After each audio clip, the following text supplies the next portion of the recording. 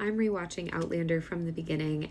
Let's talk about episode 3 from season 1 and how this episode foreshadows their entire marriage. As always, if you are looking to avoid spoilers from the books or the TV show, please do keep on scrolling. So, this wasn't originally one of my favorite episodes when first watching the series. I've now watched it about 6 times. I like to think I know the episodes pretty well, and it has become one of my favorites simply because there is so much foreshadowing for Claire and Jamie's marriage in this episode. One of the standout examples of this is when Jamie helps Claire with the young boy who has been, nailed to that post in the courtyard, and she asks Jamie if he would be willing to help her because in the books, it's very clear that Claire is triggered by this event. It's reminding her a lot about human nature and how in the war that she just fought through in her own time, you would have thought that humans would immediately jump to do the right thing, aka free this boy, but she knows now after experiencing that war that that's not necessarily the case, but in any event, she feels compelled to help him and therefore asks Jamie to do so.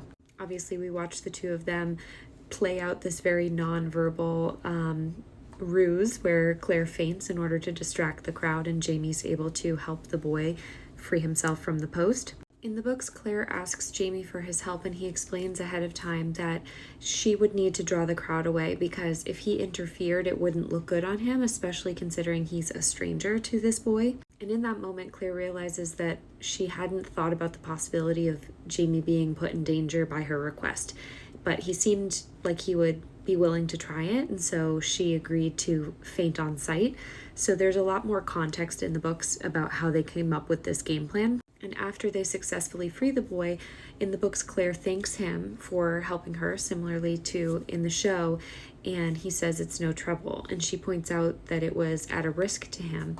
And he said, yeah, but I wouldn't expect to be less bold than a wee lassie, similar to how it plays out in the show. But in the books, the scene ends with the two of them going back to the castle and Jamie leaving Claire at the gate and telling her goodnight. And Claire has a thought that their friendship has begun to run deeper than sharing gossip under the apple trees together. But in the show, Claire asks Jamie to help her with something else. And this is the ultimate foreshadowing to the entire dynamic of their relationship, which is Claire knowing that they are being put in danger in some capacity, but asking Jamie to help her with her ideas anyway, and Jamie always saying yes.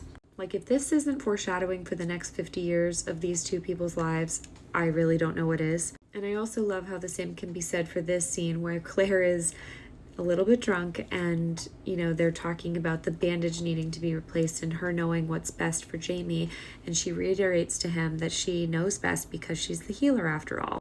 And once again, she says to him that she's in charge.